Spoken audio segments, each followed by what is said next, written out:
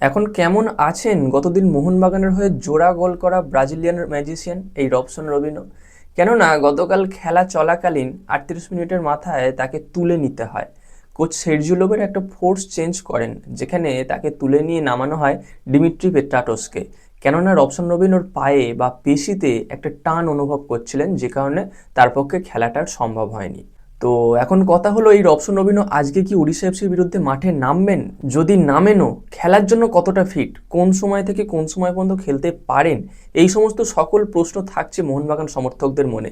সেই সমস্ত বিষয়টাই এই ভিডিওতে আলোচনা করব, এবং সেই সঙ্গে এই ম্যাচে মোহনবাগান দলের প্লেইং ইলেভেন কেমন হতে চলেছে, উড়িষ্যা এফসির দলটা অ্যাকচুয়ালি কতটা কঠিন প্রতিপক্ষ হতে পারে মোহনবাগানের কাছে, কোন কোন জায়গায় উড়িষ্যা এফসি মোহনবাগানকে চ্যালেঞ্জ জানাতে পারে, সেই সমস্ত সকল বিষয়ে আলোচনা করে নেব। ইম্পর্টেন্ট টপিক হবে, অবশ্যই তোমরা ভিডিওটা শেষ পর্যন্ত দেখতে থাকো এবং ভিডিও শেষে তোমাদের মতামতটা কমেন্টে জানিয়ে দিয়ে যেও। তো চলো ভিডিওর মেন টপিকে যাওয়া যাক। প্রথমে কথা বলবো রবসন রবিনোর ব্যাপারটা নিয়ে। দেখো, রবসন রবিনো প্র্যাকটিস সেইভাবে করছে না, ফিজিওর সঙ্গে সময় কাটাচ্ছে, এটা কিন্তু আসল কথা। তো এবার কথা হলো, রবসন রবিনো প্লেইং ইলেভেনে কি থাকবে? যদি একদম খবর ভুল না হয় আমার কাছে, তাহলে রবসন রবিনো আজকে প্লেইং ইলেভেনে থাকবে না।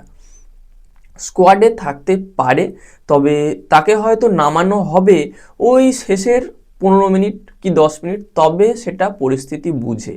যদি হয়তো দেখা গেল মোহনবাগান দল গোল পায়নি, খেলাটা 0-0 বা 1-1 ড্র চলছে, মোহনবাগান দল জিততে চাইছে, সেই সমস্ত সিচুয়েশানে হয়তো রবসন রবিনোকে নামানো হলেও হতে পারে। না হলে কোচ সের্জিও লোবেরা এই মুহূর্তে দাঁড়িয়ে রবসন রবিনোকে নিয়ে কোনো রিস্ক নেবেন না, কেননা এর পরবর্তীতে যে ম্যাচগুলো আছে সেখানে রবসন রবিনোর ফিট থাকাটা জরুরি। আর এই ওড়িশা এফসি কতটা কঠিন প্রতিপক্ষ, এইটা নিয়ে কথা বলতে গেলে দেখো, ওড়িশা এফসি দলের এই মুহূর্তে হারানোর কিছু নেই। তারা এমনিও এই বছর চ্যাম্পিয়ন হতে পারবে না, প্রথম দুটো ম্যাচ ড্র করেছে। এবার দেখো, আমরা যদি ক্যালকুলেশন করি বা ম্যাথামেটিক্যালি দেখি, যদি এখান থেকে ওড়িশা এফসি ম্যাচগুলো পরপর জিততে থাকে, তাহলে তারা চ্যাম্পিয়ন হতেও পারে। কিন্তু এই মুহূর্তে ওড়িশা এফসি দলটার যা ক্ষমতা, খাতায় কলমে দেখে এইটুকু বোঝা যায়, বা যারা ফুটবল একটু আধটু বোঝে তারা এইটুকু বলতে পারবে, ওড়িশা এফসির পক্ষে কোনোভাবেই সম্ভব নয় যে টপ 3-তে থাকার। যে একে থাকবে সে তো লিগ শিল্ড চ্যাম্পিয়ন, যে 2-এ থাকবে সে রানার্স আপ, এইভাবে তো জিনিসটা হবে। তো সেখান থেকে দাঁড়িয়ে কোনোভাবেই টপ 3 কি টপ 5-এও হয়তো ওড়িশা এফসি থাকতে পারবে না। তো যেখানে ওড়িশা এফসির কিছুই হারানোর নেই, সেখানে তারা চাইবে মরণ কামড় দিতে। অন্যান্য দলগুলো যারা ভালো খেলছে, ভালো দল, নামি দামি প্লেয়ার আছে যে সমস্ত দলে, তাদের সেই পচা শামুকে পা কাটার মতো একটা ব্যাপার হতে পারে। তো এই জায়গায় দাঁড়িয়ে 2-3টে প্লেয়ার উড়িষ্যা এফসির যারা একটু চ্যালেঞ্জ জানাতে পারে মোহনবাগান দলকে, তার মধ্যে একজন হলো অমরিন্দর সিং। অবশ্যই ভালো গোলকিপার, সেখান থেকে হাফ হাফ চান্সগুলো সে সেভ দিয়ে দেওয়ার ক্ষমতা রাখে। এবং কার্লোস দেলগাডো, যে যথেষ্ট ভালো ডিফেন্সিভ এবিলিটি আছে। এবার সে একা তো মোহনবাগানের সকল প্লেয়ারকে আটকাতে পারবে না, বা মোহনবাগানের সকল স্ট্রাইকার ভাগের প্লেয়ারদের আটকাতে পারবে না। সে চ্যালেঞ্জ জানাতে পারবে, শট মারলে সে একা যতটুকু পারবে তার মতো করে সে আটকানোর চেষ্টা করবে। তবে গোল হবে, মোহনবাগান দল গোল করবে, এটা আশা করা যায়। এবং অ্যাটাকিং ভাগে আর একটা প্লেয়ার যে হলো ইসাক লালতে, এই প্লেয়ারটাও মোটামুটি ভালো গতি আছে, মোহনবাগানের ডিফেন্সকে এই প্লেয়ারটা চ্যালেঞ্জ জানাতে পারে। তবে বিশাল কাইতকে কতটাকে চ্যালেঞ্জ জানাবে, বিশাল কাইত আজকেও গোল পোস্টের নিচে সেই ঘুমিয়েই কাটাবে কিনা, এই বিষয়টা দেখার আছে।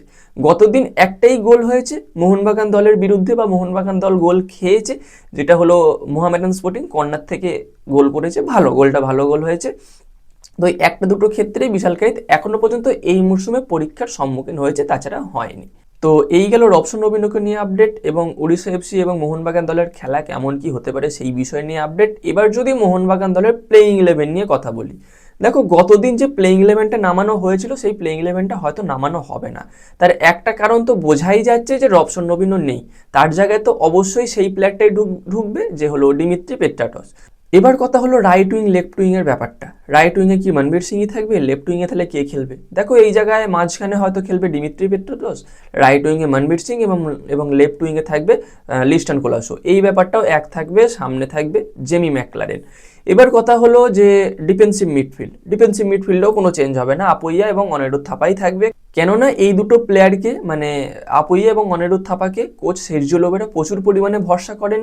আর এই বিষয়টা স্পষ্ট তখনই হয়ে গিয়েছিল যখন কোচ সের্জিও লোবেরা প্রেস কনফারেন্সে এই দুটো প্লেয়ারকে নিয়ে বেশ প্রশংসামূলক কথাবার্তা বলেছিলেন। এই বিষয়টা নিয়ে অলরেডি আমাদের চ্যানেলে ভিডিও দেয়া আছে। তো যাই হোক, এই তো গেল ডিফেন্সিভ মিডফিল্ড লাইন বা সেন্ট্রাল মিডফিল্ড লাইন।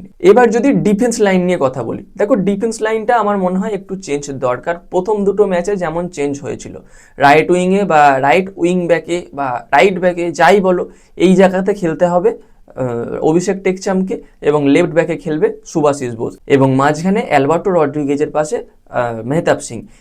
এই ডিফেন্স লাইনটাই আমার হয়তো সব থেকে সেফ ডিফেন্স লাইন মনে হচ্ছে এই মুহূর্তে দাঁড়িয়ে মোহনবাগান দলের জন্য। অন্যান্য প্লেয়ারটাও খুব একটা খারাপ নয়, তবে এই জায়গায় দাঁড়িয়ে এই ডিফেন্স লাইনটাই ঠিক আছে। উড়িষ্যা এফসির মতো কতটা থ্রেট দেবে সেই বিষয়টা না জানা থাকলেও, ওই যে শুরুতেই বললাম, এই দলটার কাছে কোনো কিছু হারানোর নেই। যখন তখন তারা অল আউট অ্যাটাক করতে পারে, একটা দুটো যদি গোল হয়ে যায় এবং তারপরে যদি তারা 11 জন মিলে ডিফেন্স করে, তো সেখান থেকে গোল করাটা একটু মুশকিল হলেও হতে পারে মোহনবাগান দলের জন্য।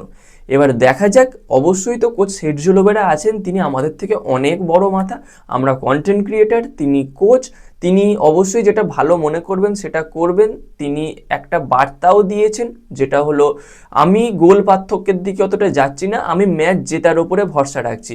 মানে তিনি যদি 1 গোলের ব্যবধানেও কি 2 গোলের ব্যবধানেও যেতেন, তাহলেও তিনি জিততে চান। ওই যে 7টা 8টা গোল করবো এইরকম মন মানসিকতা তার মধ্যে নেই। মানে এটা বোঝা যাচ্ছে যে তিনি ট্যাকটিক্যাল খেলাটা খেলতে চাইছেন, যে আমার 2টো গোল হয়ে গেল, তারপর বেশ কিছু চেঞ্জ করব যেখান থেকে অপোনেন্ট যাতে গোল দিতে না পারে।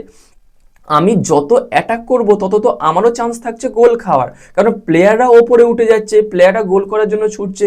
সেক্ষেত্রে অপোনেন্ট যদি একটা দুটো কাউন্টার করে দেয়, সেখান থেকে গোল হওয়ার একটা চান্স তৈরি হচ্ছে। তো তিনি এই সমস্ত বিষয়গুলোতেও নজর রেখেছেন, যে কারণে তিনি লাস্ট প্রেস কনফারেন্সে এই বিষয়টাও বলেছেন। গোল পার্থক্যের ওপর অতটা দেখছি না, আমি দেখছি ম্যাচ জেতার ওপর। তো এবার দেখা যাক, অবশ্যই ম্যাচটা জেতার জন্য মোহনবাগান দল নামবে, অবশ্যই খাতায় কলমে অনেক বেশি এগিয়ে আছে মোহনবাগান দল। আমরা সবাই চাইবো মোহনবাগান ম্যাচটা জিতুক এবং তার টেবিল টপারের জায়গাটা আরও বেশি পরিমাণে পোক্ত করুক। তো এই ছিল আজকের আপডেট বন্ধুরা। কেমন লাগলো ভিডিওটা কমেন্টে জানিও, তোমাদের মতামতটা ভালো লাগলে লাইক করে দিও, বন্ধুদের সঙ্গে শেয়ার করে দিও, এবং এই রকম খেলা সংক্রান্ত ভিডিও আরও বেশি বেশি করে পেতে চাইলে আমাদের এই চ্যানেলটাকে সাবস্ক্রাইব করে তার পাশের বেল আইকনটাকে অন করে দিও। তো গাইজ, দেখা হচ্ছে পরবর্তী ভিডিওতে। Bye bye.